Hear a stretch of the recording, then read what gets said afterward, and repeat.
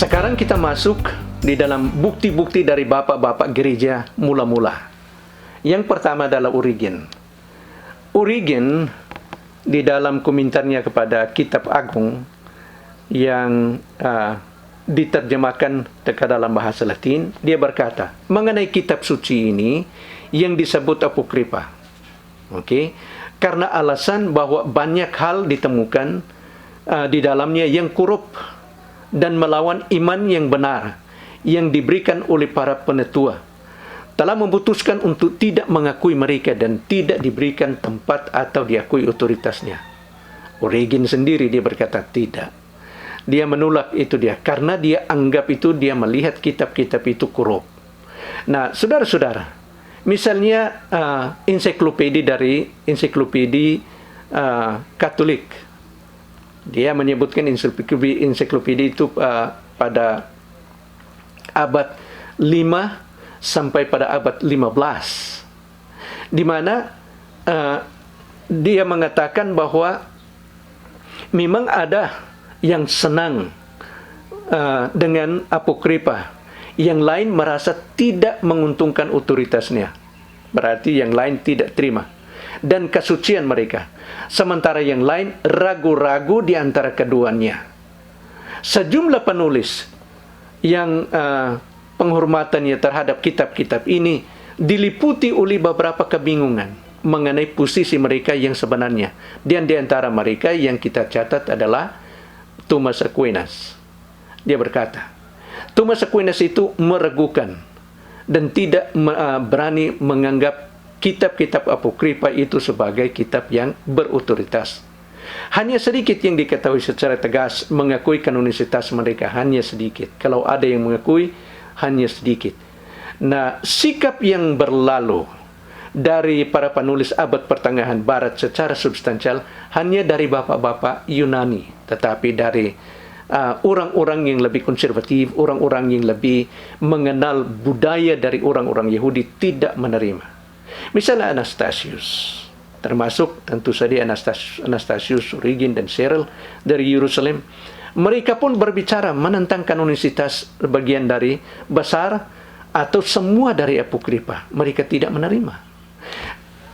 Miletus, penetua dari Sardis, yang mati pada tahun 180. Nah, Miletus ini memang dia dikenal sebagai orang saleh dan menguasai firman Tuhan. Dan sampai orang-orang misalnya misalnya Tertullian, mereka itu menganggap sampai Miletus ini seperti seorang nabi. Nah, Miletus walaupun dia adalah orang Kristen, tetapi dia disebut dia punya paham. Dia lebih kepada Judeo-Christianity atau kekristenan Yahudi. Apa yang dimaksud dengan kekristenan Yahudi? Kekristenan Yahudi ini adalah orang-orang Yahudi yang menerima Yesus sebagai Mesias dan sebagai Allah, menjadi pengikut daripada Tuhan Yesus Kristus. Salah satu contoh ini adalah misalnya ke-12 Rasul. Itu mereka adalah sebenarnya orang-orang Kristen. Mereka adalah orang-orang Kristen, tetapi orientasi mereka, kepercayaan mereka berdasarkan dari hukum Taurat. Misalnya ke-12 Rasul. Ke-12 Rasul itu dan orang-orang Yahudi selama masih ada bait Allah, itu mereka masih tetap mengikuti aturan-aturan yang dikatakan di dalam hukum Taurat. Sampai mereka masih membawa korban bakaran di dalam bait Allah. Walaupun sudah lama, Tuhan Yesus Kristus bangkit, sudah mati dan sudah bangkit. Sehingga di dalam pertemuan Rasul Paulus dengan mereka di Yerusalem, di pasal 15 itu menjadi masalah. Kembali lagi pada waktu Rasul Paulus membawa persembahan untuk orang-orang miskin di Yerusalem. Di dalam Kisah Rasul pasal 21, mereka itu masih kuat mempertahankan hukum Taurat. Berbeda dengan sebenarnya, sehingga kita sebutkan itu adalah kekristenan Yahudi. Nah, kekristenan yang bukan Yahudi, atau dalam bahasa Inggris kita sebutkan Hellenistic Christianity, itu dimulaikan oleh Rasul Paulus. yang tidak berpusat berinjak daripada kepercayaannya berdasarkan kepercayaannya pada hukum Taurat. Rasul Paulus itu dengan berani mengatakan kita tidak di bawah hukum Taurat. Dia tidak lagi menganggap itu hukum Taurat. Hukum Taurat dia katakan itu sudah dipakukan dan sudah digenapi oleh Tuhan Yesus Kristus di atas kayu salib. Berbeda dengan ke-12 rasul. Nah, Miletus ini salah satu pengikut dari sama dengan ke-12 rasul. Dan karena dia sangat tertarik dengan hukum Taurat atau kepercayaan orang Yahudi sebagai pengikut kekristenan Yahudi, dia mengambil waktu untuk pergi ke Yerusalem. Mungkin pada diperkirakan sekitar tahun 170 Masehi. Dia pergi ke Yerusalem. Orang-orang Yahudi yang masih tinggal waktu itu, masih sisa-sisa orang Yahudi yang tinggal waktu itu sesudah dibakar Yerusalem. Dan dia mencari mereka, bertemu dengan mereka, dan dia bertanya, mana itu sebenarnya, yang mana itu kitab-kitab yang dianggap sebagai yang diilhami Allah, kitab suci bagi saudara-saudara yang adalah orang-orang Yahudi. Dia mendapat informasi dan sekaligus sebenarnya dia yang pertama yang mengatakan inilah yang kumpulan daripada kitab-kitab yang secara jelas. Cuma dia tidak masukkan kitab Istir dan memasukkan tentu saja di dalam perjanjian lama tidak memasukkan kitab Istir perjanjian lama. Tetapi Apokripa tidak dia memasukkannya. Nah, saudara-saudara, kalau kita lanjut, Agustin yang hidup pada abad ke-4 sampai abad ke-5. Agustinus percaya bahwa beberapa Apokripa itu diilhami. Namun demikian, dalam panasnya argumen, dalam pemikiran dan banyak argumentasi, ia membatasi perjanjian lama itu hanya pada kanun Yahudi. Karena memang kalau kita berbicara tentang kitab perjanjian lama, yang itu adalah kitab Yahudi sebenarnya. Mereka itu tidak akan menyebutkan mereka kitab-kitab mereka perjanjian lama. Dan kitab Yahudi ini, mereka yang berhak, mereka yang punya kuasa, mereka yang punya pengetahuan, apa kitab-kitab yang mana menurut mereka. Karena inilah yang Tuhan Alkitab berkata, kepada mereka diserahkan firman Tuhan. Di luar daripada itu, kalau kitab-kitab untuk orang Yahudi, berarti mereka tidak akan terima. Sehingga Agustinus itu dia hanya menerima kanun Yahudi. Ketika ia menulis dalam risalahnya tentang iman segala sesuatu yang tidak terlihat, yang menarik bagi kitab suci sebagai berikut. Kecuali jika orang yang tidak percaya dengan salib menilai bahwa semua itu adalah ditulis oleh orang-orang Kristen, agar hal-hal yang mereka yakini dapat memiliki bobot otoritas yang lebih besar jika mereka dianggap telah dijanjikan sebelum mereka datang. Jika mereka mencurigai ini, biarlah mereka akan memeriksa dengan cermat naskah-naskah musuh kita. Maksudnya untuk orang-orang Yahudi. Di sana, biarkanlah mereka membaca hal-hal yang telah kami sebutkan. Dia sekali lagi memberikan konfirmasi bahwa tidak termasuk orang Yahudi itu tidak menerima kitab-kitab Apokripa di dalam kanonisasi mereka. Jerome dengan Rufinus pada abad keempat. Ya, sebenarnya Jerome itu menerjemahkan Alkitab itu ke dalam bahasa Latin Vulgata. Nah, atau bahasa Latin yang umum. Dia hidup pada tahun 354 dan dia mati pada tahun 430 Masehi. Nah, Jerome ini di dalam tulisan daripada Jerome dengan Rufinus jelas bahwa mereka tidak menganggapnya kanonik. Tetapi reaksi terhadap tekanan yang diberikan kepada mungkin dari pimpinan waktu itu menunjukkan bahwa banyak pemimpin-pemimpin berpikir bahwa kitab-kitab tambahan harus diakui sebagai yang diilhami. Jerome memang menyerah kepada permintaan rakyat dalam memberikan terjemahan gereja pada umumnya, tetapi tidak pernah membiarkan keyakinannya, ilmiahnya menyerah pada titik mengakui kitab-kitab ini sebagai kanonik. Dia masukkan, tetapi dia sebut dia sebagai apokrifa.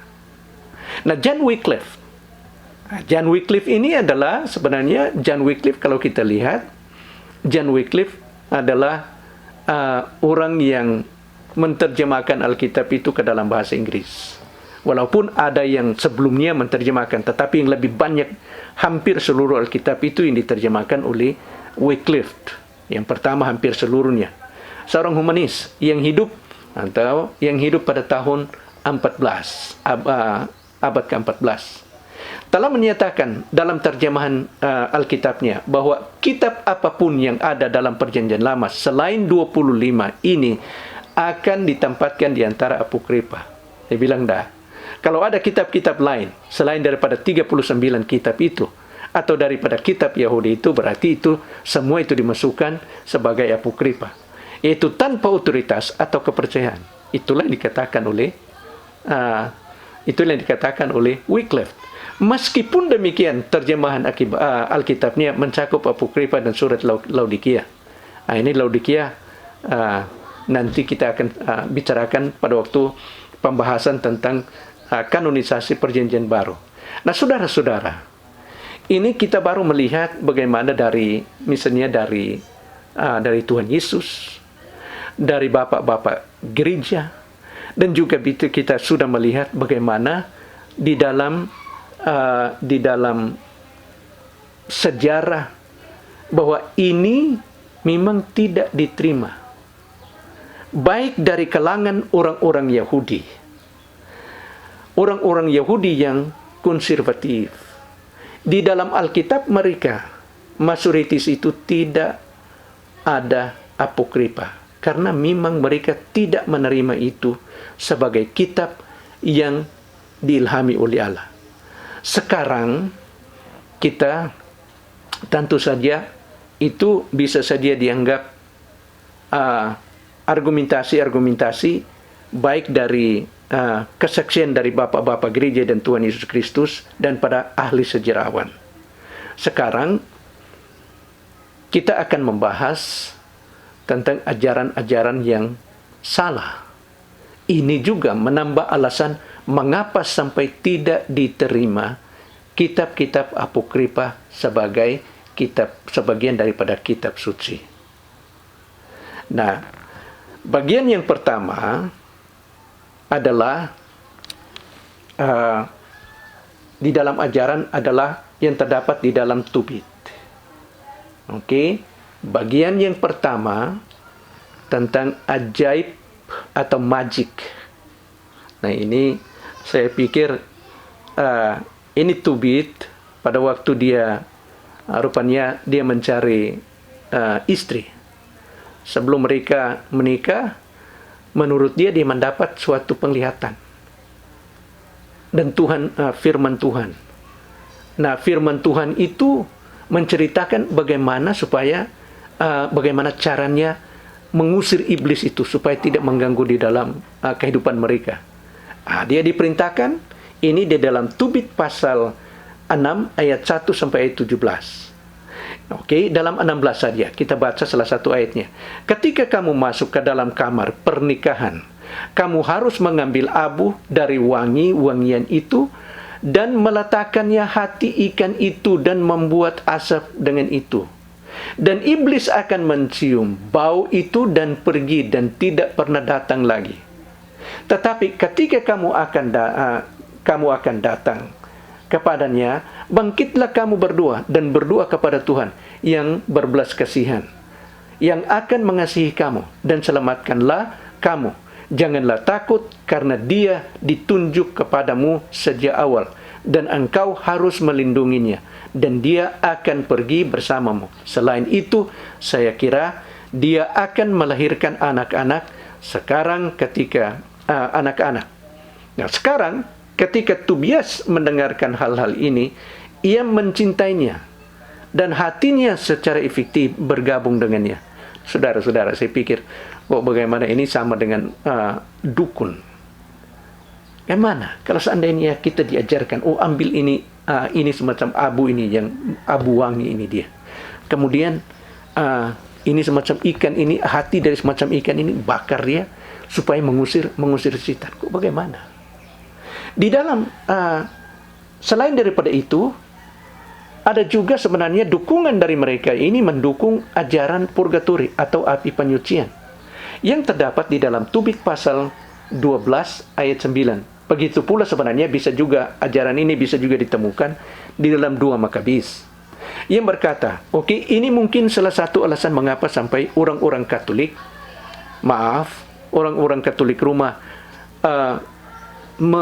memasukkan Apokripa itu di dalam dalam Alkitab sebagai kitab yang diilhami oleh Allah untuk mendukung ajaran mereka tentang api penyucian. Menyarankan agar seorang penebus dosa-dosanya dengan memberikan sedekah. Tubit pasal 12 ayat 9 berkata begini, karena sedekah membebaskan dari kematian dan akan membersihkan semua dosa. Mereka yang melakukan sedekah dan kebenaran akan dipenuhi dengan kehidupan. Wah, saudara-saudara, kalau kita berpikir, bagaimana ini bisa dicocokkan dengan ajaran Alkitab?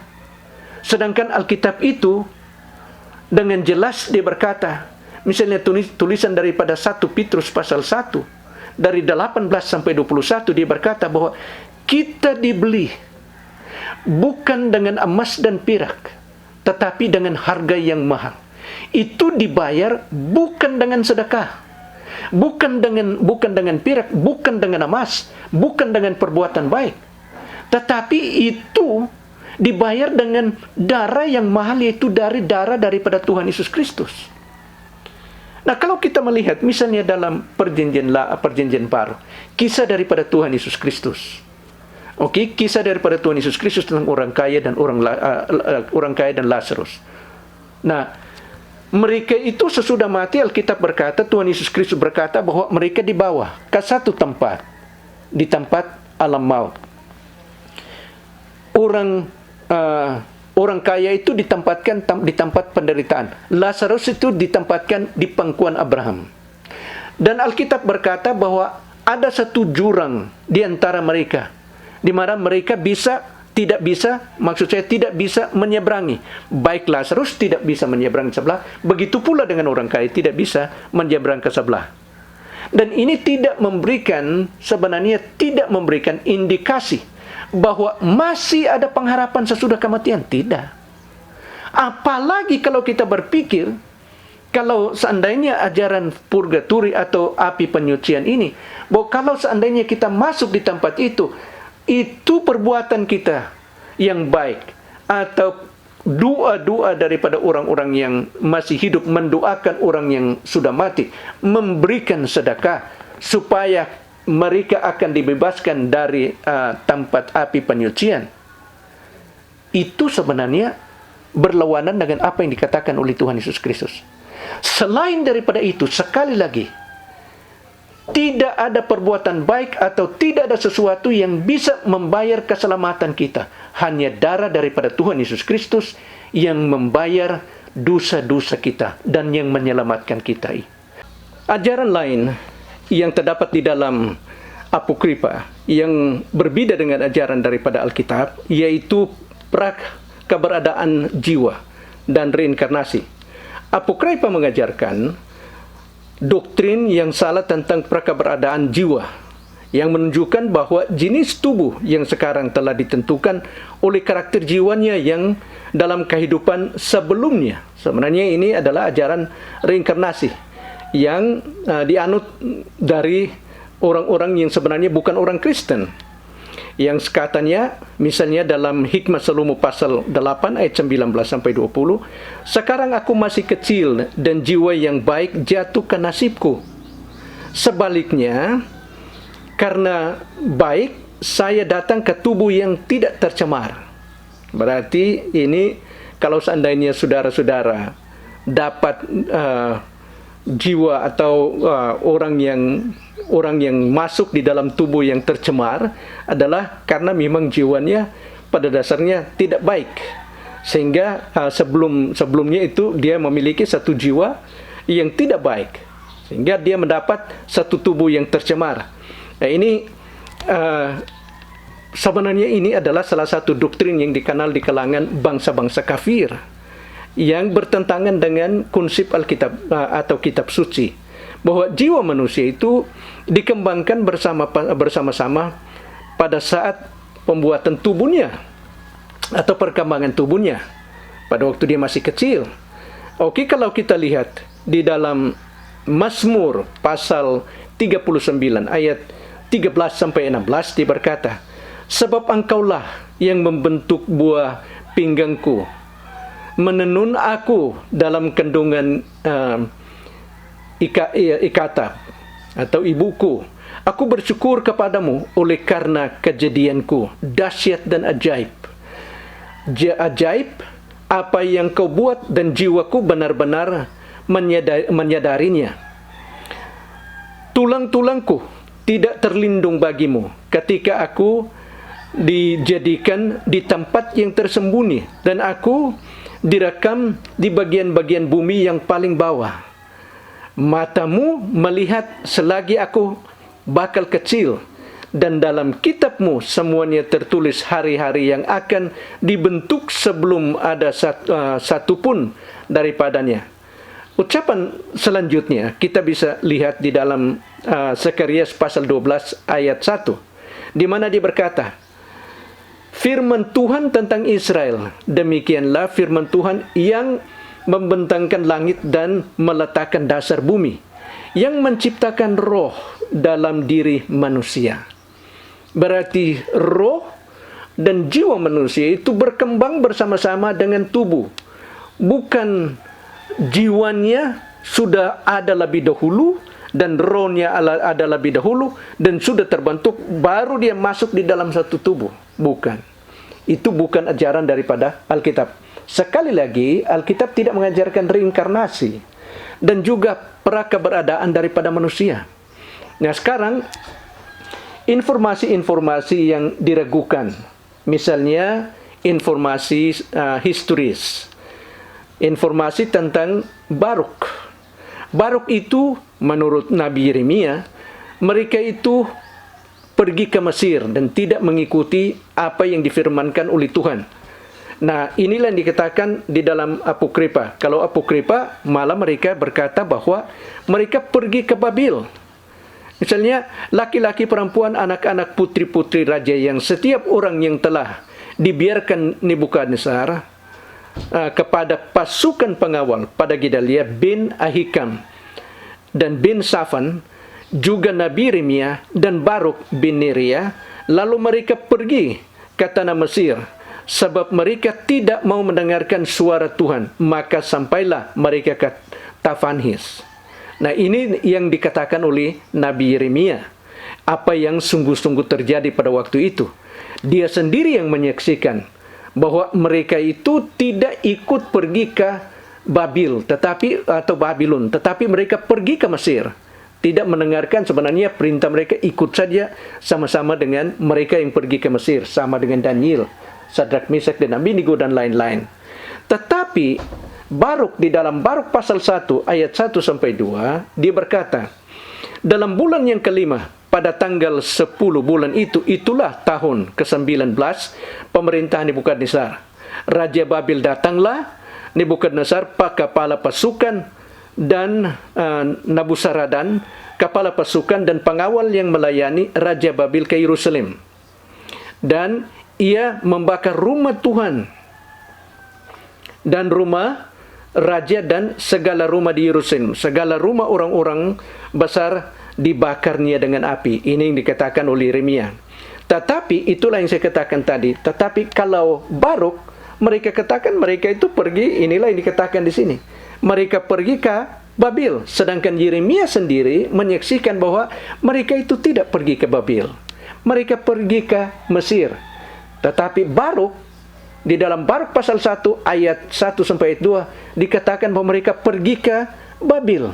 Mana yang benar kalau kita lihat di sini? Nah, sedangkan ini tulisan-tulisan yang jauh sebelumnya, sesudah Yeremia. Sedangkan kesaksian daripada Yeremia, dia berkata mereka tidak pergi ke Mesir, tidak pergi ke Babil, tetapi mereka pergi ke Mesir. Yang lain, dan juga sejarah itu memang kita lihat kesalahan yang lain atau historis yang salah. Misalnya Raja Nebukadnezar memerintah di Asyur. Menurut mereka itu, menurut Yudit, menurut Yudit, Nebukadnezar itu memerintah dan bertahta di Asyur. Misalnya Yudit pasal 1 ayat 5. Pada tahun ke-12 pemerintahannya Nebukadnezar, Raja Asyur yang memerintah di Ninive, kota besar, berperang melawan Arpaksad dan mengalahkannya.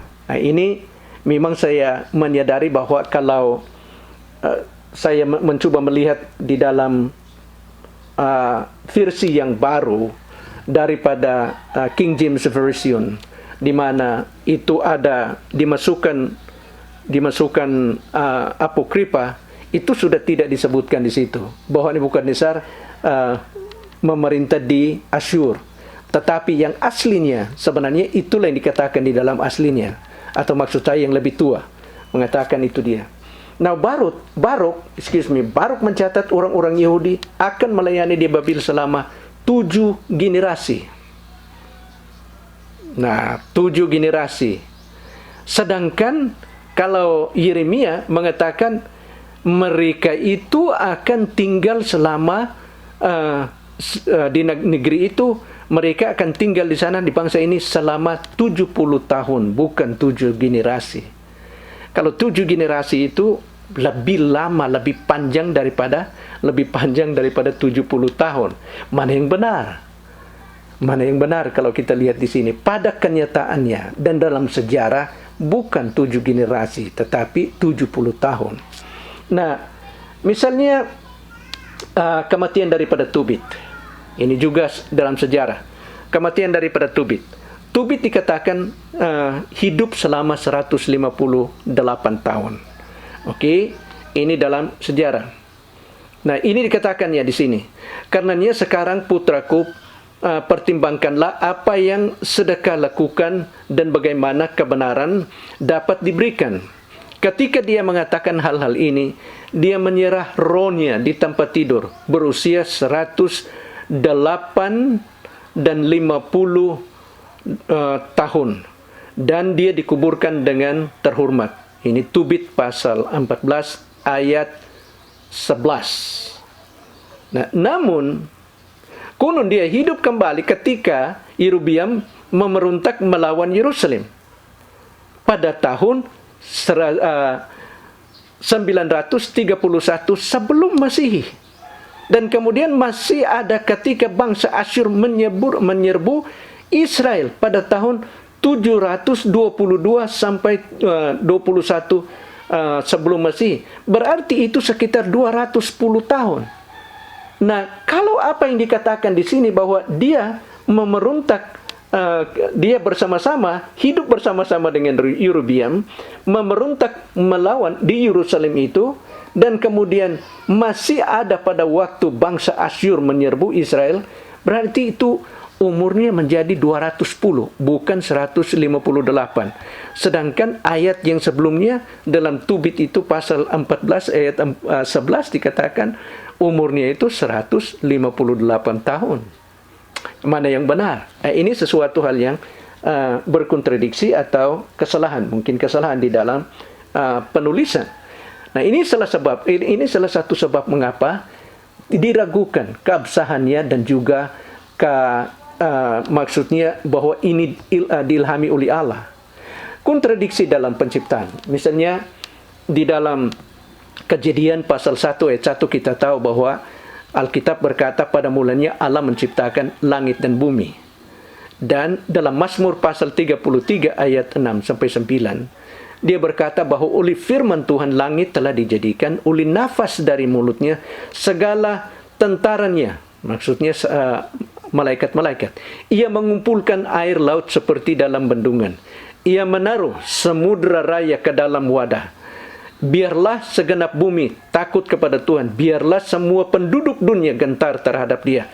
Sebab Dia berfirman, maka semuanya jadi. Ia memberi perintah, maka semuanya ada. Maksudnya, dalam penciptaan itu sebenarnya Allah menciptakan ini dari yang tidak ada menjadi ada. Misalnya bintang-bintang di surga. Misalnya bumi dan planet-planet yang ada. Ini diciptakan oleh Allah, diciptakan dari yang tidak ada menjadi ada. Nah sekarang, kalau apa yang dikatakan dalam, begitu pula dengan dikatakan dalam Ibrani. Dia berkata, karena iman kita mengerti bahwa dalam semesta telah dijadikan oleh firman Allah.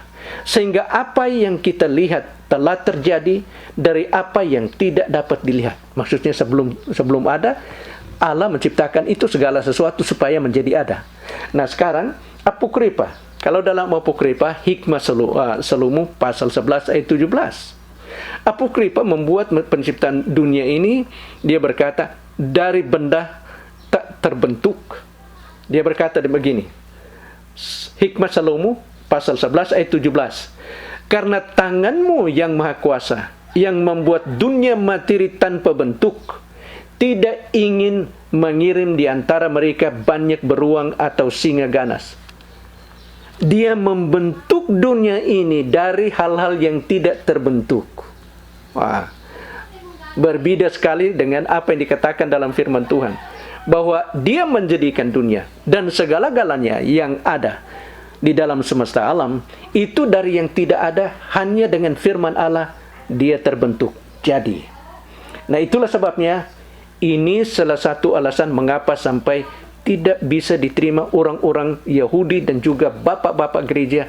Mereka tidak menerima apokripa ini sebagai kitab yang diilhami oleh Allah, tidak dimasukkan di dalam kanun perjanjian lama.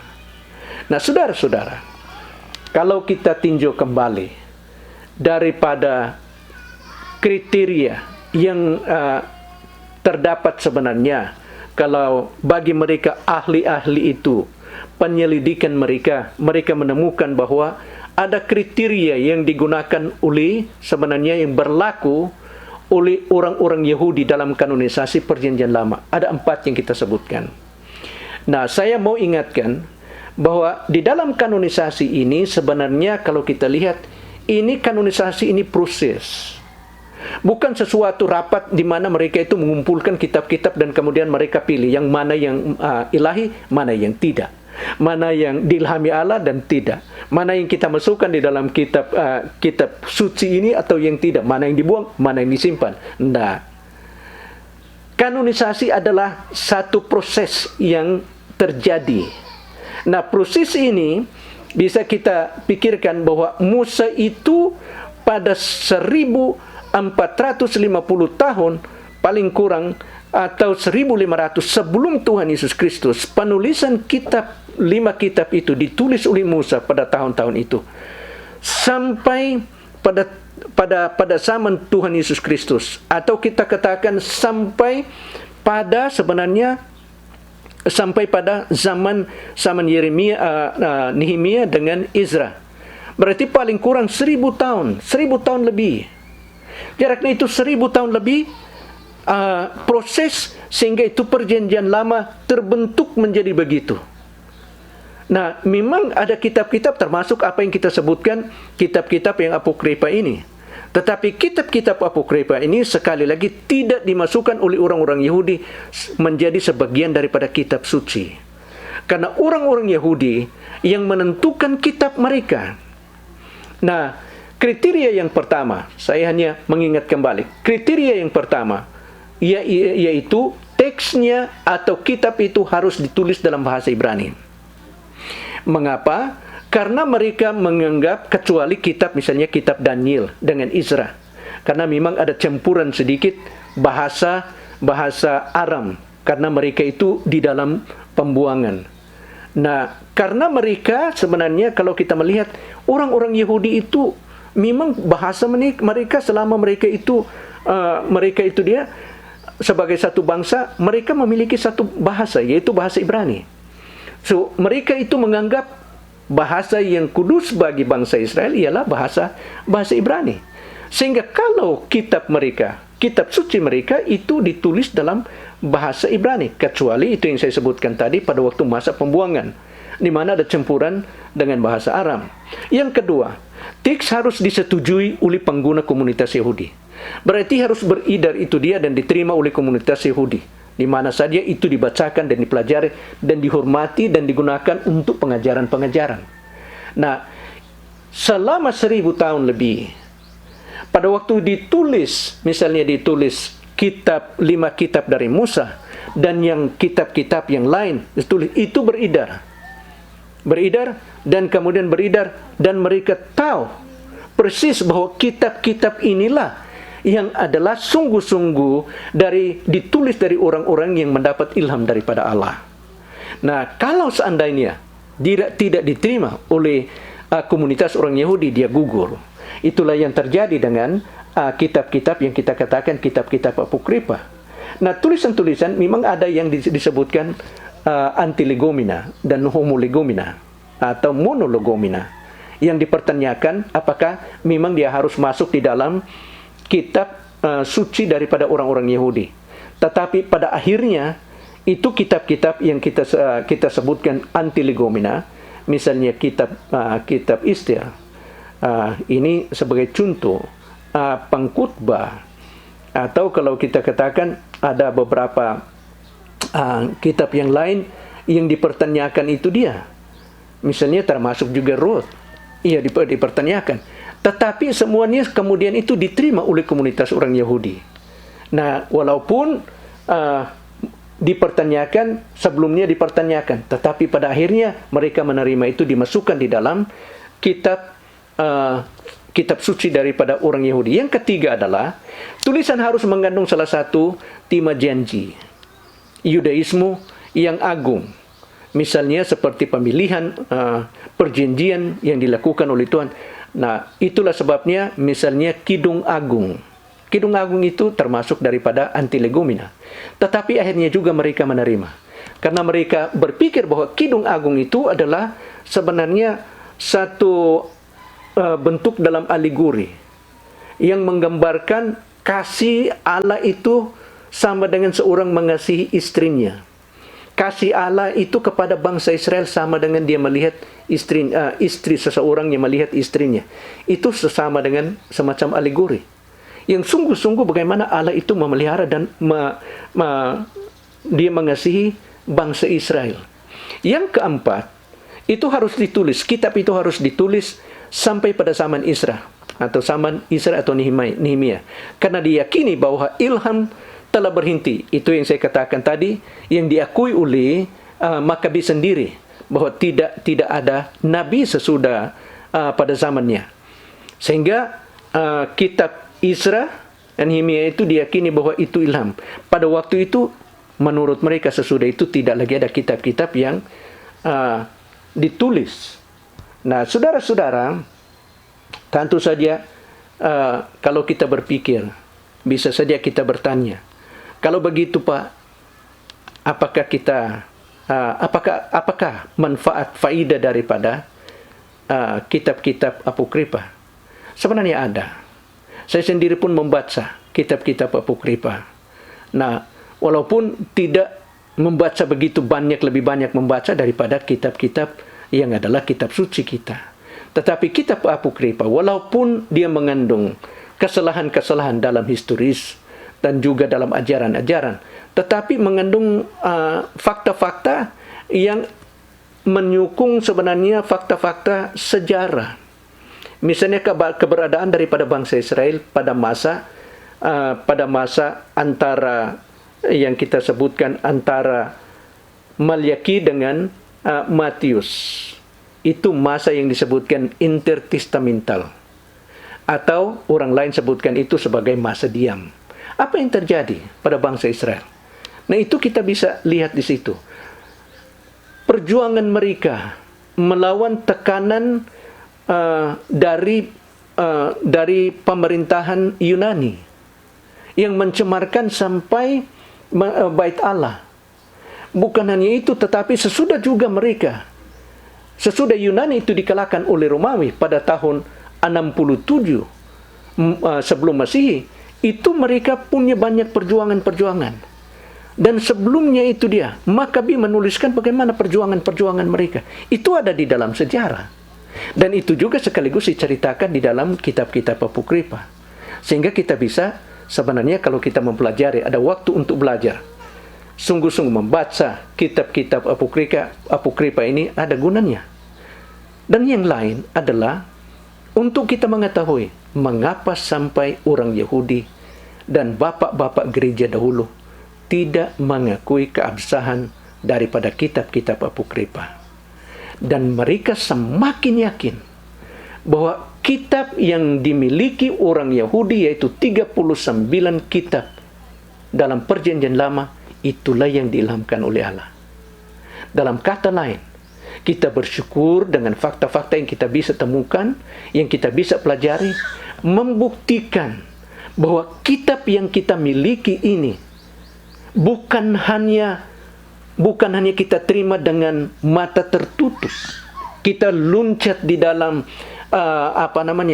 di dalam kegelapan dan kita menerima dia dengan itu yang dikatakan dengan iman. Tidak.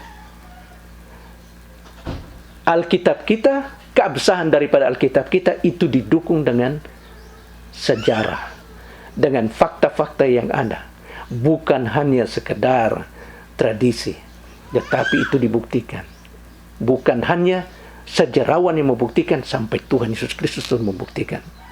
Kita bersyukur karena kita memiliki satu kitab yang suci, yang sangat ajaib, yang sangat benar, luar biasa dan dahsyatnya. Terima kasih dan Tuhan memberkati.